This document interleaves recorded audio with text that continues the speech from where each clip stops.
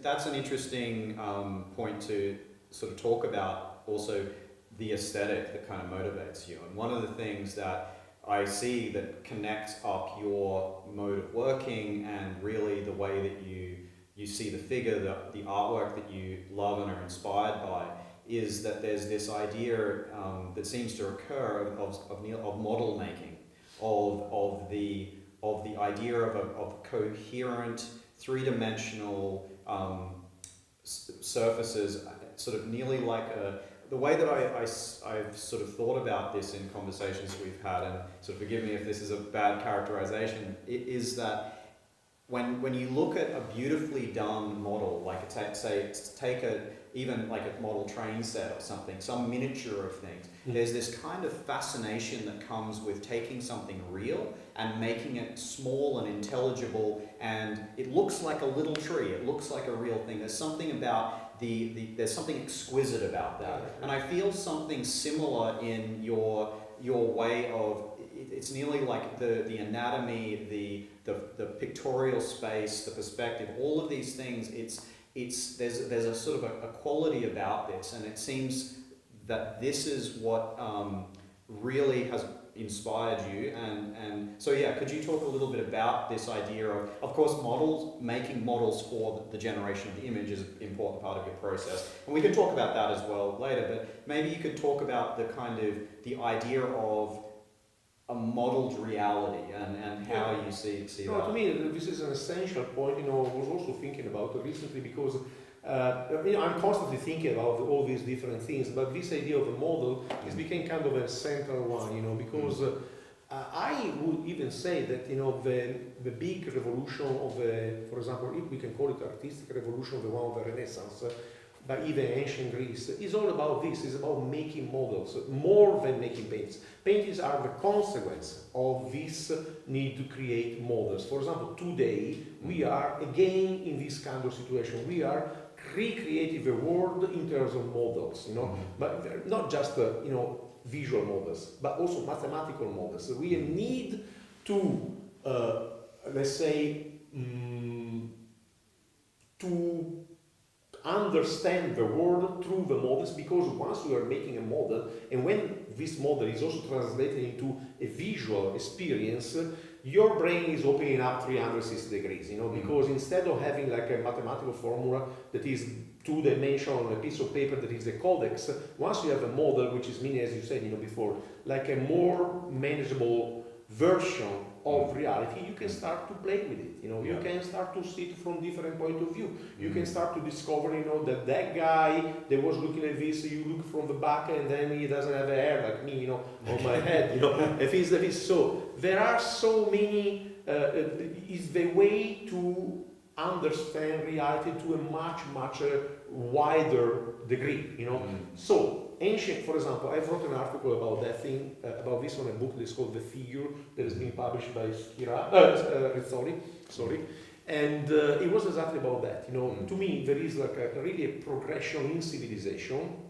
at least Western civilization, that is from linear narrations, which is meaning like a completely horizontal, two-dimensional, and related to temporal parameters, kind of understanding of reality. So let's say somebody is telling a story, or even before, you hear somebody talking about something, for example, the Iliad, people of ancient Greece, probably in 12th century before the Common Era, they were listening about these stories, about this war that probably happened there in Troy, all these kind of things. Then somebody is coming, and there were all these poets, Aeds of that time, the Aeds, I don't know how to pronounce in English, the Aedi in Italian, were those poets, were telling these epic poems, They were starting to compress slightly all this huge chunk of time, in poetry, which is meaning already, giving a rhythm, giving some kind of structure, And so we are compressing time in a shorter kind of time, Then after that, all of these things has been written, another sort of compression. And then when all these stories are so strongly sedimented, but which is meaning all these stories are what they want to tell you. You can still imagine things, but you are following in time something, you know? Mm-hmm. You don't have your own point of view about that thing. There is Yeah. just one point of view, that is the one of the poet. Yes. Then, you know, all this narration is getting compressed even more into a sculpture. When it's compressed, no, sorry, even before the sculpture, it's compressed into a Greek tragedy. Okay, You know, yeah. the Greek tragedies were many times about characters from these epic poems, extracted from them and seen from a different point of view, yeah. which is amazing. No, which is meaning that I had to make a model of the thing. So somebody is telling me, you know, Agamemnon came into the room and he saw his wife with the lover.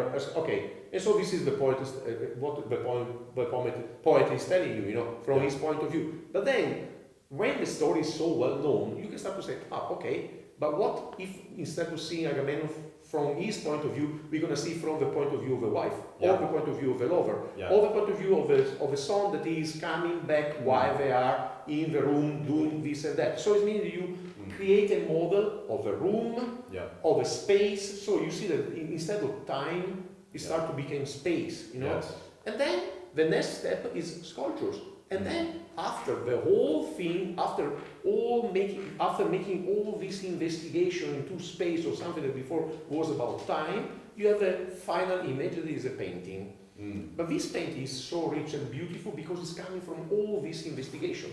So it's would you say that the painting becomes like the iconic viewpoint of the whole? It's the ultimate object of a huge process that has to end up there. And why we need that? Because we have this kind of fetishistic necessity, you know, of possession of an idea that finally has been translated into an object, into the reality practically. Which is meaning all our imagination, all our, you know, even our history finally is becoming a being with us in this world. It's not anymore floating in our mind. It's with us in this world. And as soon as we see it, we say, that's us. You know?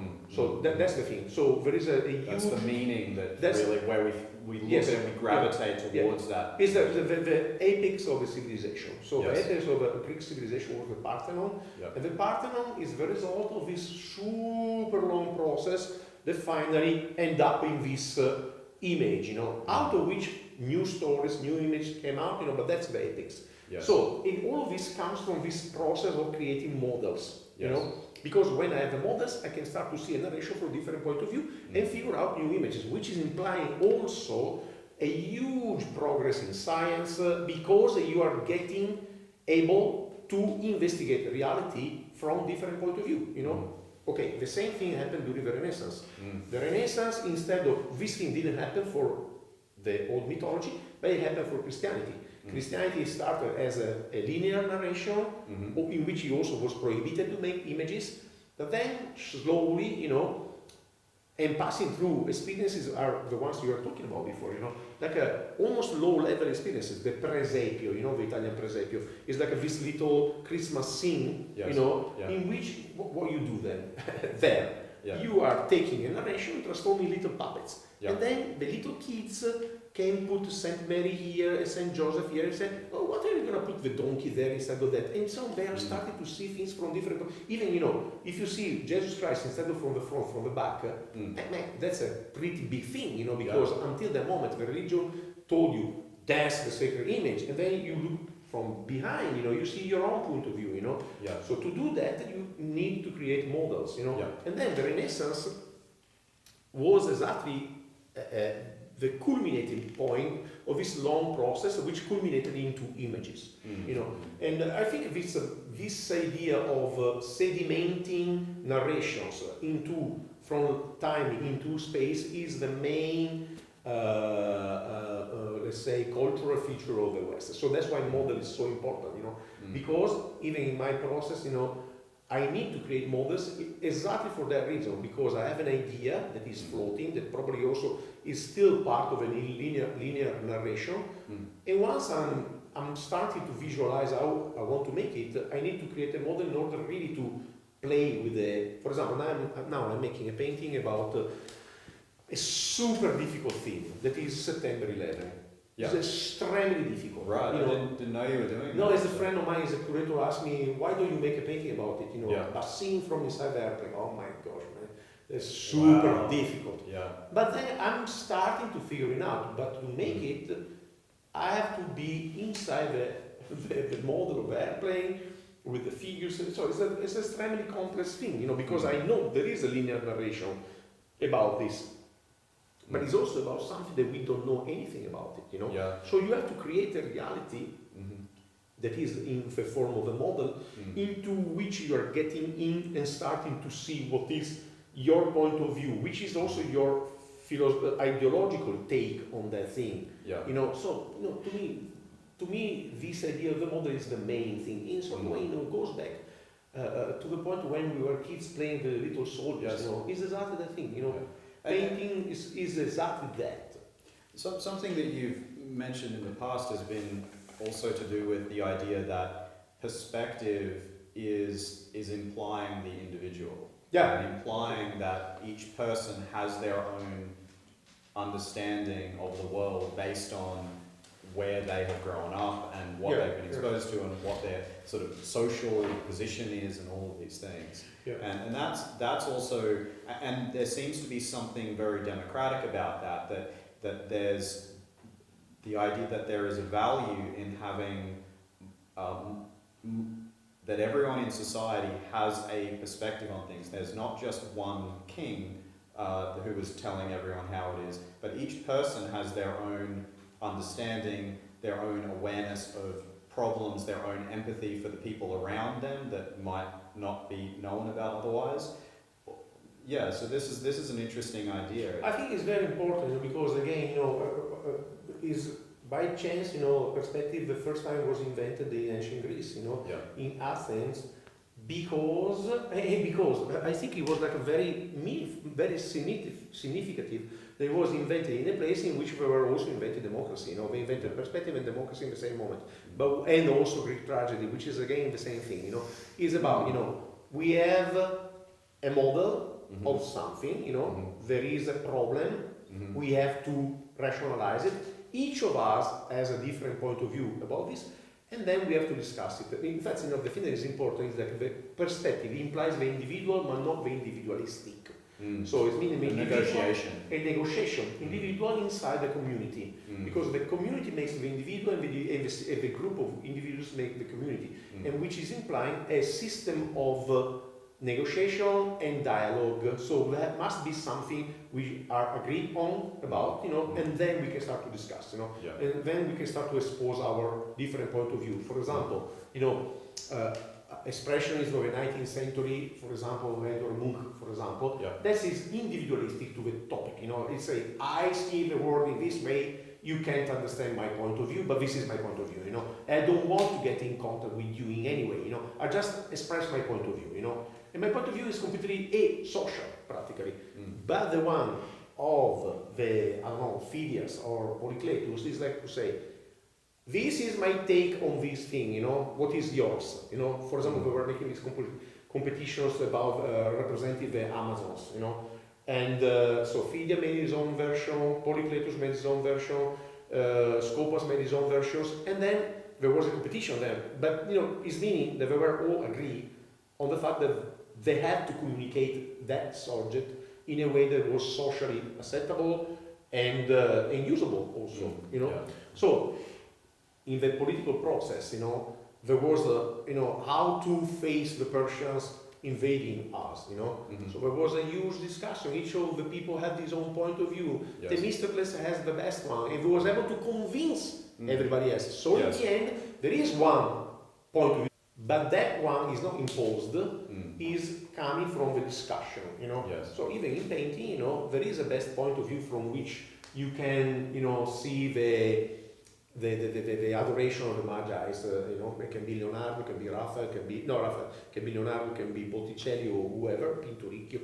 But then, you know, all of that is coming from very, very long process of juxtaposition of different point of view of the same thing. And that seems also related to the idea of how important the study of nature became in the Golden Age of Greece and in the Renaissance. That in some way, let's say prior to the Renaissance, when we had icon painting, and there was an orthodoxy about how you do the icon painting. This is how you do it. It was sort of a ritual that you followed.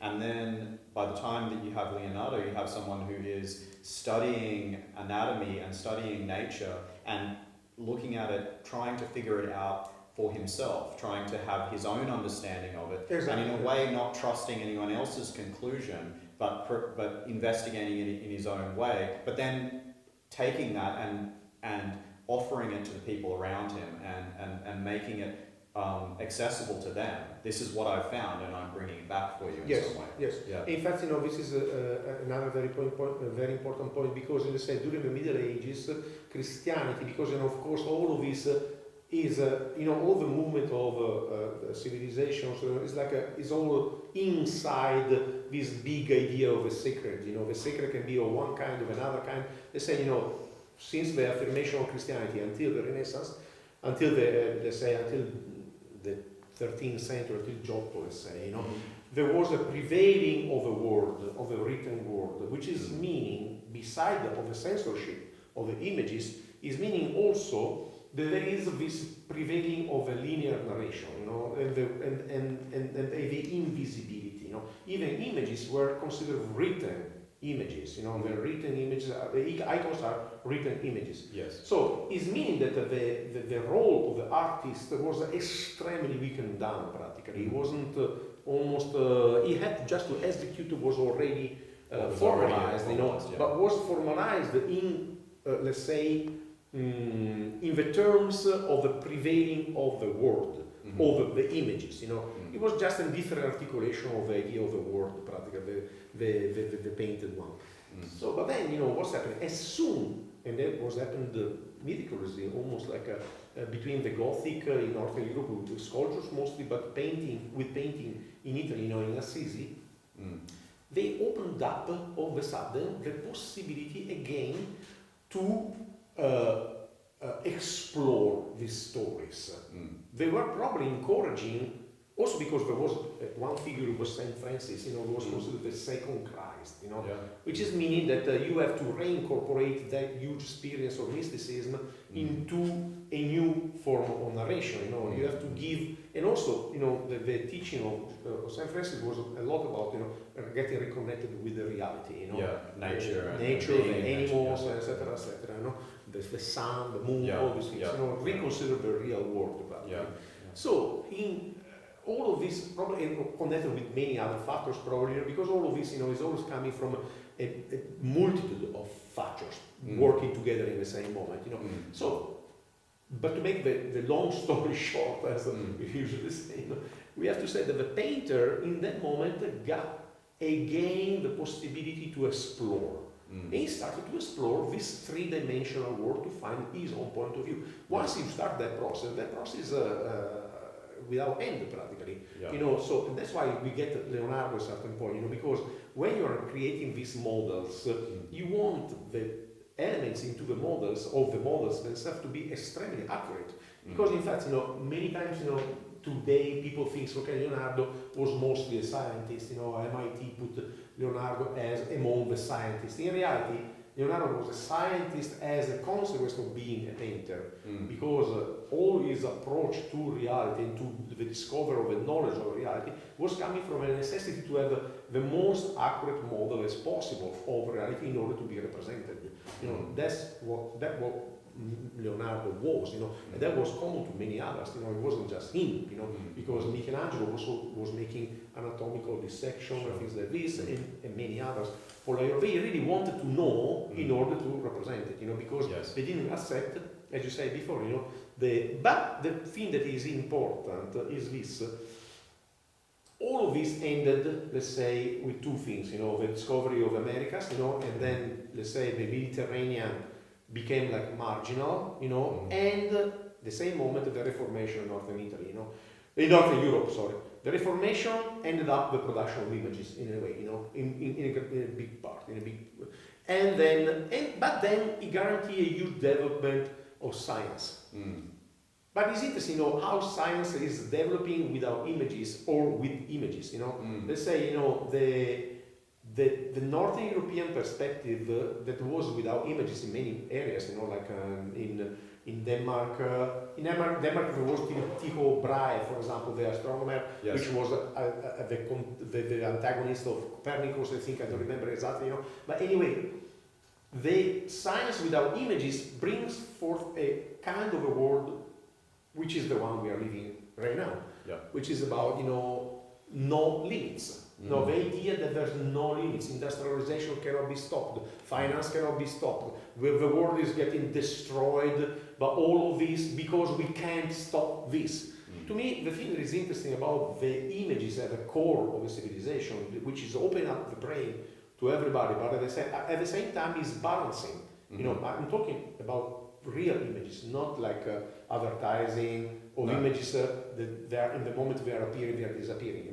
So I'm talking about painted and sculpted images. Yes. These images have a huge role, in my opinion, to create a balance and to create the sense of limit. Because they stay in the world, they are the projection of ourselves into the world, and they create the sacred, and you cannot touch anymore when these things are practical. Yes. Because we all have this kind of sense of marvel in front of them, So once you eliminate them, as has been done in Northern Europe after the Reformation, then you can do whatever you want, So at that point, we have the desacralization of the earth, the desacralization of our relationship with the world, practically. So that's why I think it's so. So you see it as being maybe that while that science. That the rational process of investigation, the way of seeing the world in terms of maybe being able to break things down and put them back together and look at them in mechanistic ways, that would you say needs to be balanced with something which is maybe more holistic, and that's really what the sacred represents, is something which is it's a way to create limits. For example, I'm always thinking about for example, this city where we are right now, in Rome. So this city is extremely difficult to modernize. It's almost impossible. It's but there are a lot of advantages and disadvantages about this. Disadvantages because it's difficult to open a subway. It's difficult to create efficient transportation system. On the other side, it's amazing, because it's a city in which everything is still beautiful. Everything is I don't know. Sometimes you really still enjoy beauty. You enter into a church and you see Caravaggio into there, and you see these paintings have been there for 400 years and they won't go away from there. And that's the most authentic experience. But the presence of that church there with those paintings is something that if you want to open a subway, you cannot do that. You can't take away that place, So the sacred created by the images, into a church, it can be even something else, it can be even, the remains of a villa you find while you are excavating in the street, is blocking the modern development of a place. On the other side, is creating an amazing place. So the thing to me, and we have this process. Everyone's wants to do their pilgrimage to Italy. Exactly. So in a certain way, this is the place of the sacred that is guaranteed by the presence of art. As always was. Even in ancient Greece, the Delphi sanctuary was full of sculptures. How you manifest the sacred, how you defend the place from other forces that can be, real estate or things like this, or this kind of manipulation through the sacred made by the image because they are occupying a space. So I think today, at the point where we are, where industrialization is so huge, we are really in a breaking point almost. I think we have to go back to the idea to impose again limits to ourselves in order. And these limits are, in my opinion, expressed by guaranteed by the sacred of the images put into places. I'm always making this example of Japan. When you go in Japan, it's a beautiful, super clean, amazing country.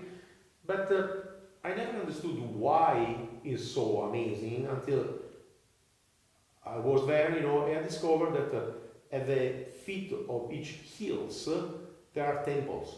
These hills are perfectly green, nobody ever touched them, They are extremely, totally natural. There are still the oaks that are flying around it, and there's no sign of industrialization of those places.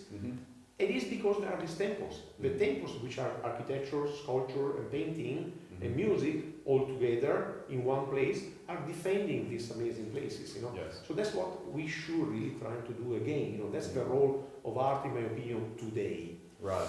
As it was already before. It's always been that reconnect us with the sacred of the world. So I just wanted to quickly, go back to what you were talking about. This idea of what the role of art is in the world. I think this is it's a very this has practical consequences for those of us who are trying to make artwork as well. What am I doing? What am I doing this for?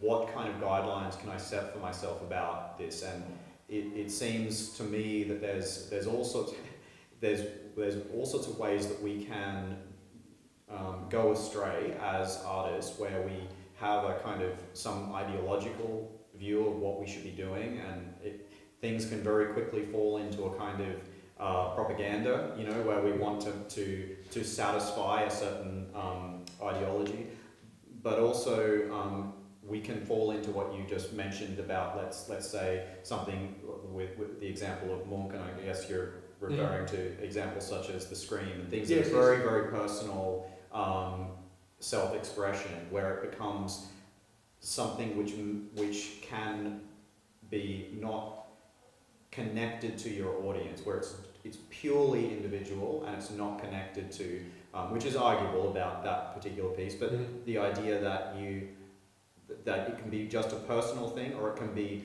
a political thing, and it seems like maybe the sweet spot, as it were, is in between, that it's something that is relevant to other people, but it also has to pull us forward as the artist making this thing. It seems to me that there has to be something that's pulling you forward, and what it is that is doing that. What is the inspiration for this, and what is so? It seems like you're, for example, in your work, you're painting about things that are maybe fascinating to you, about things that you see that are, it's not necessarily with a moral judgment that you're doing, but it seems to me that you're painting very sincere paintings. You're treating the human form with dignity and looking for an understanding of how people are processing changes in the world or the situation we're in.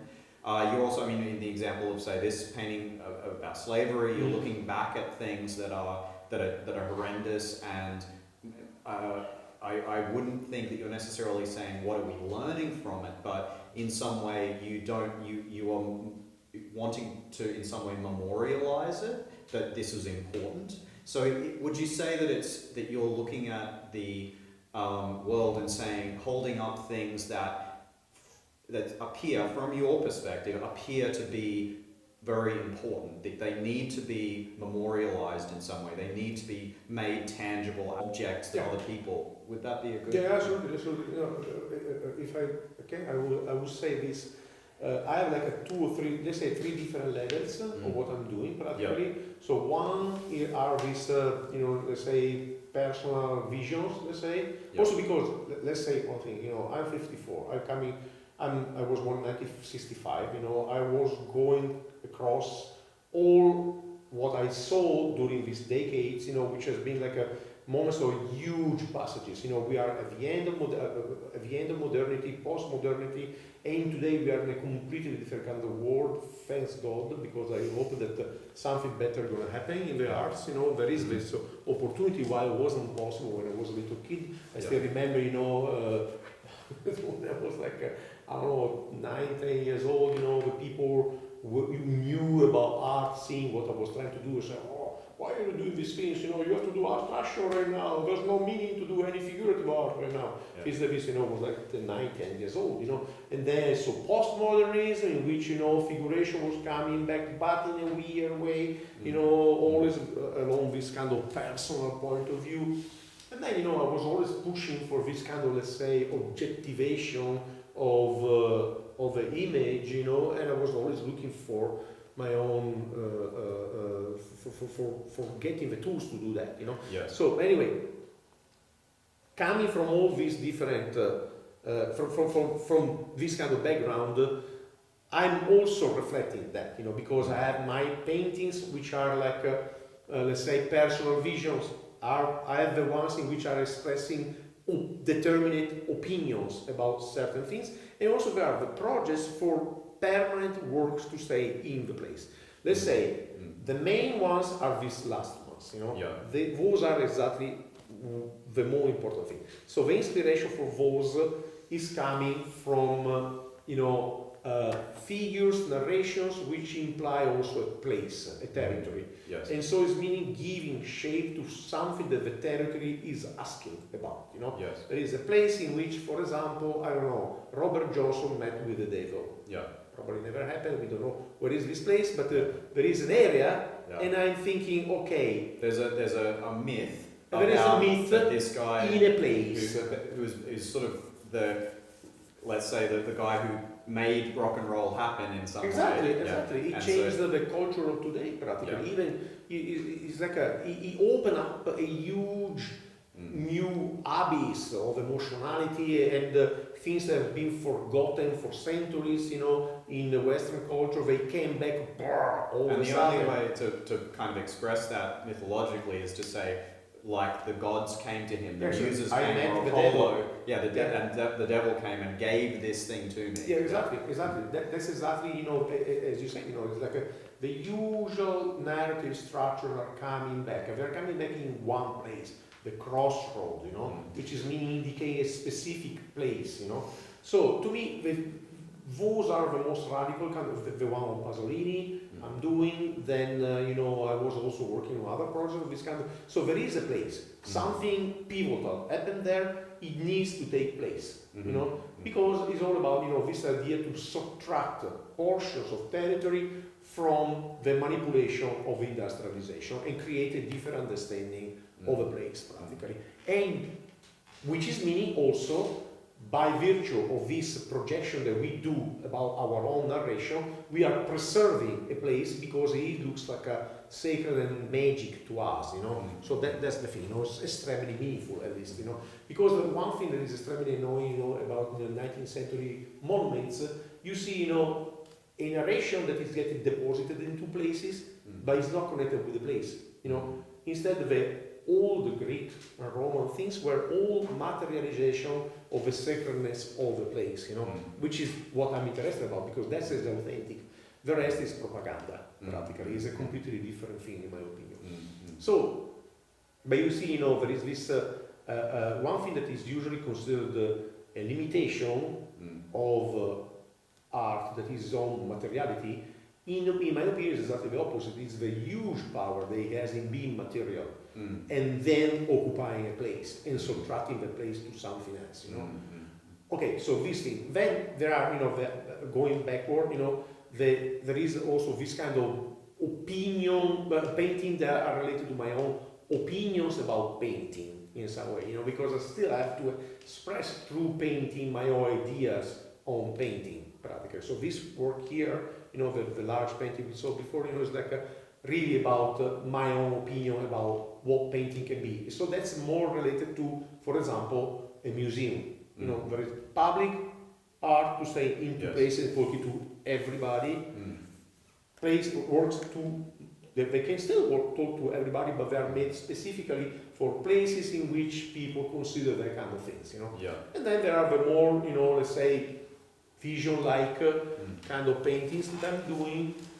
But I would say with these paintings, particularly with the merging concept, to me it doesn't seem. I think that at times there is this tendency, and it seems to have existed in modernism and in postmodernism, where you've had a lot of examples of art about art, and it seems to be it's very much for people who are understand the concepts, who are experienced with the concepts. These things can be interesting. Let's say even minimalist music, can be interesting, can be fascinating, and yet if it doesn't have that melody, if it doesn't have that emotional punch, it's ultimately not that fun to actually listen to.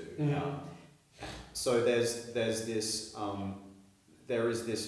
work that is about ideas and an exploration about what ideas can be. But what I see with these paintings is that that you're still very much in contact with something which is shared by everyone. And I think what I see with the merging series, and maybe it's not what you were thinking about, but it's what I experienced with this as an idea, is that we as people living in the early 21st century, the digital realm has kind of exploded into our lives, and our social media accounts, and I'm not saying this in a kind of to be Black Mirror-ish and kind of negative about the whole thing. It's a lot of our work can be based in this digital realm. Can we make our livings through it? Yeah. It can be a real way of connecting. Of course, it's not the only way, and it's hazardous as well. But it's become super important,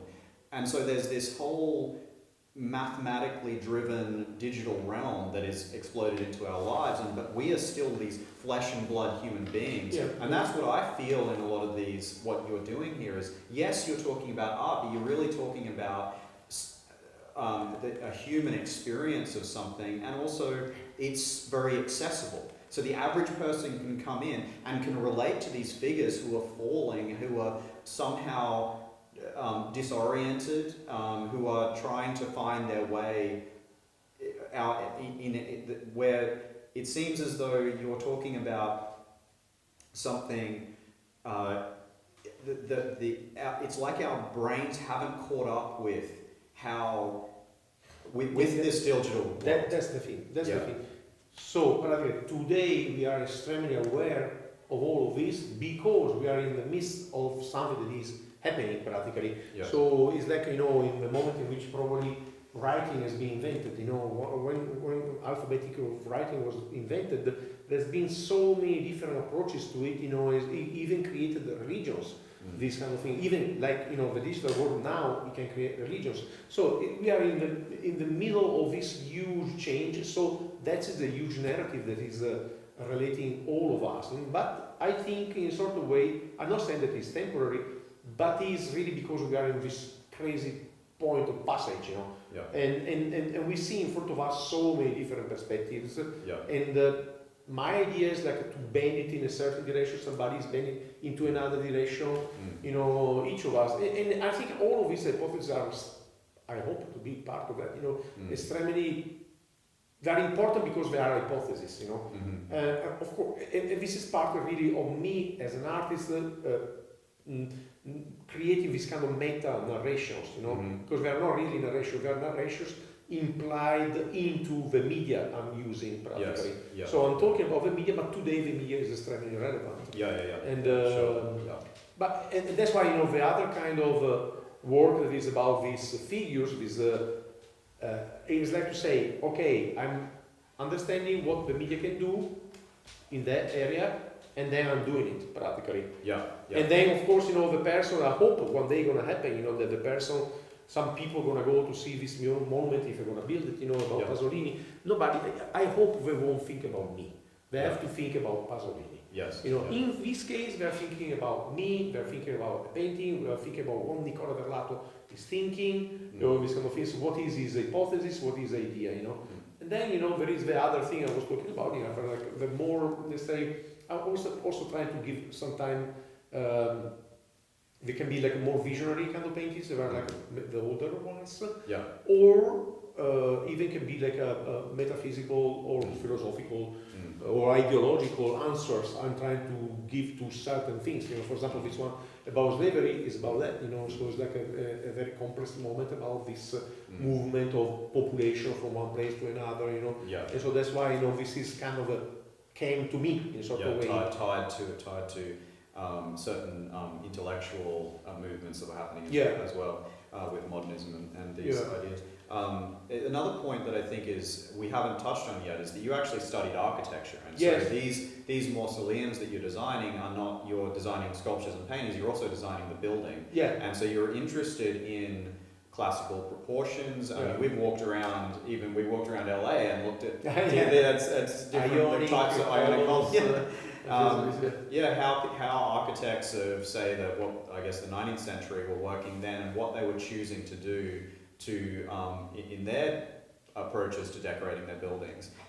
So that's an interesting part of this process as well, and it seems as though looking at classical architecture, that classical architecture, of course, is using sort of things that are referencing nature and proportions and the golden mean and certain things like this that there's this idea that I had for a long time that I thought of classical architecture as sort of a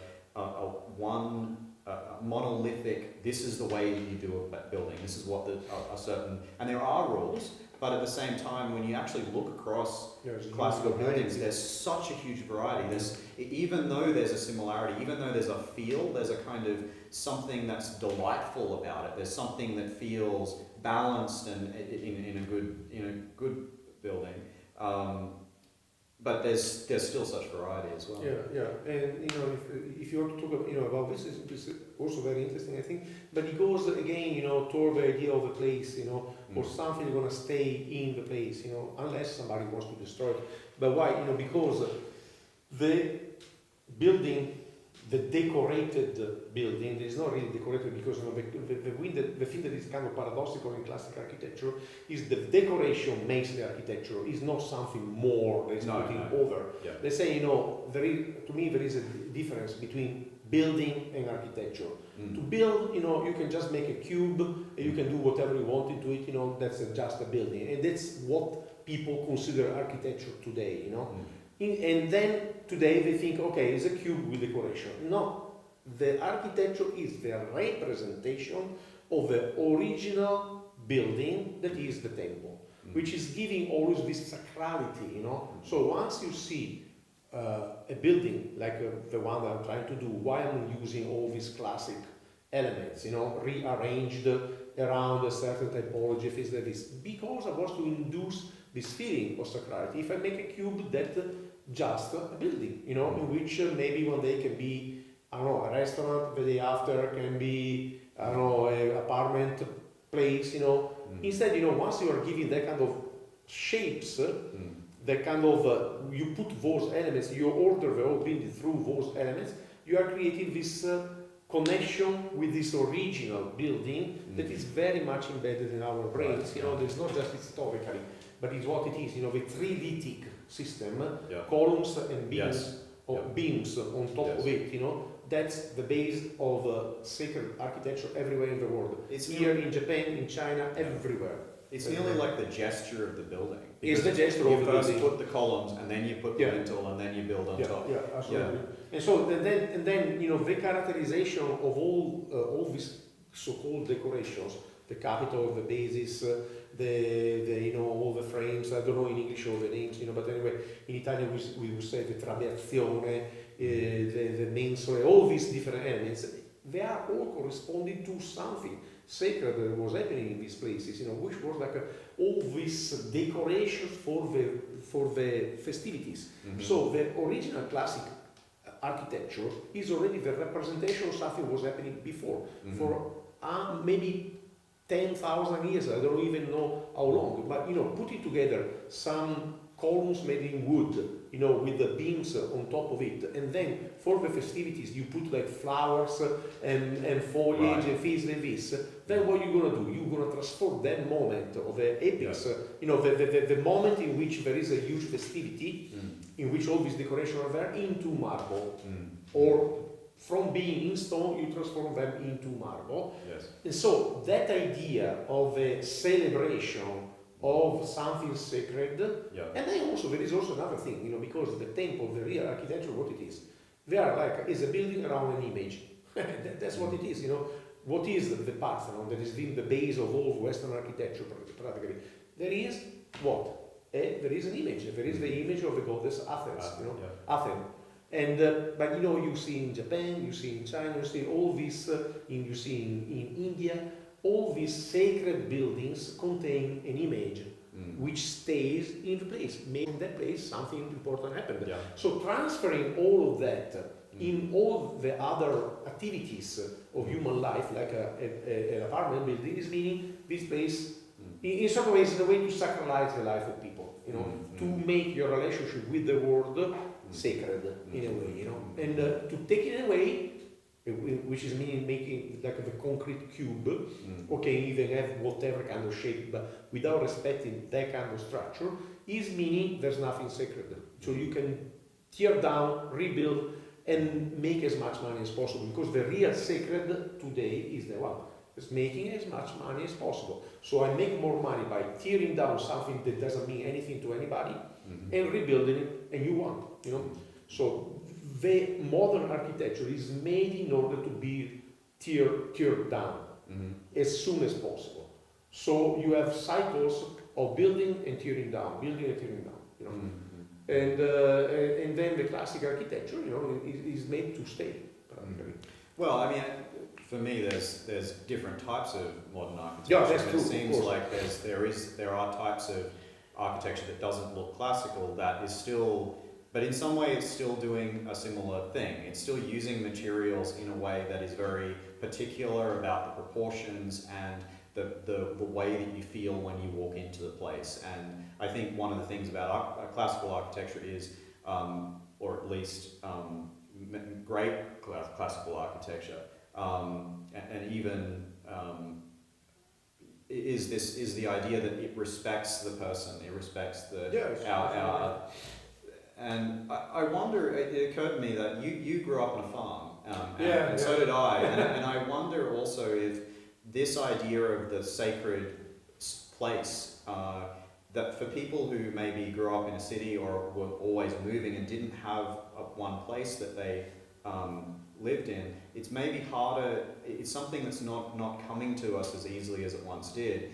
In your book you had this quote from a Native American Indian chief, and he talks about that the land will always be filled with the ghosts of the ancestors. And that's something like, when I read that, I was like, I totally understand that, because when I walk around our family farm, there's all these places where I was bucked off horses as a kid, and places where I've heard my grandfather or my father talking about what happened there. There was because it was in my family for a long time, so there was times when there was horse teams and bullock teams pulling logs, and it's charged with memories. Charged with memories, and they have identity. This gully has its own name. This crossing has its own name, and it's changed, but it still has this. There are ghosts there. And also because growing up there, you are a little child. You are feeling the world with presences.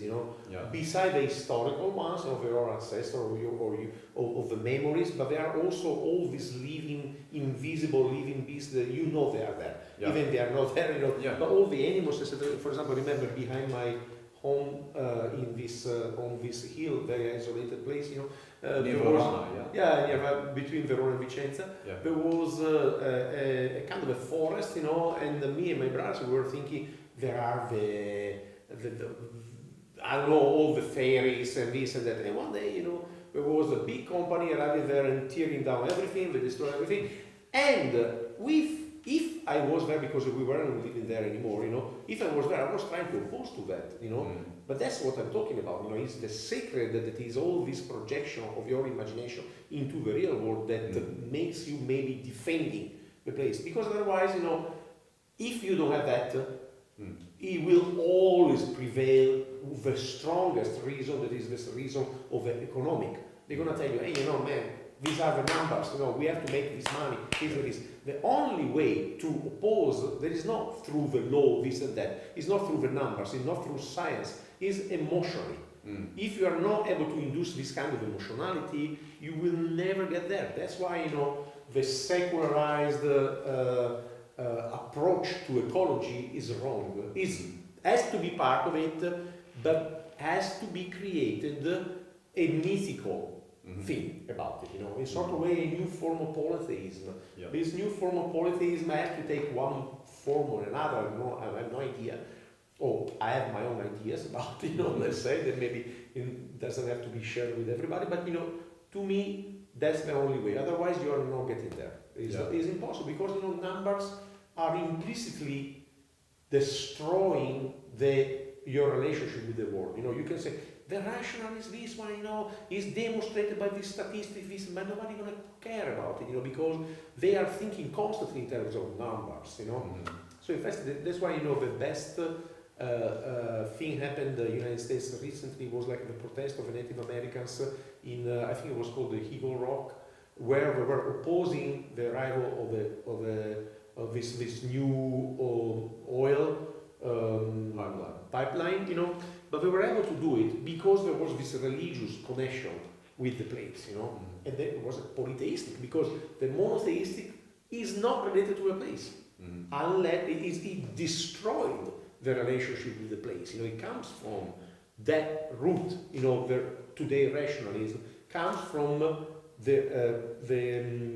cutting the relationship with the place. You know, but of course, Catholicism, for example, which is a monotheistic religion, because it got so much and happily corrupted with the previous polytheism, then he started to deposit his own presences of saints and this and that all over the territory, you know. So it became a new form of polytheism. But as we can see, it wasn't being, and now it's not enough, you know. So that's why we need another cycle, you know. I don't know where to make sure that there's a balance between progress and making things yes, happen, exactly. but also maintaining things that are beautiful and make life worth living as well. Yes, exactly. So what we have to find out today is a balance. It's not anymore this kind of irrationality toward we don't know where. Yeah, you know? yeah.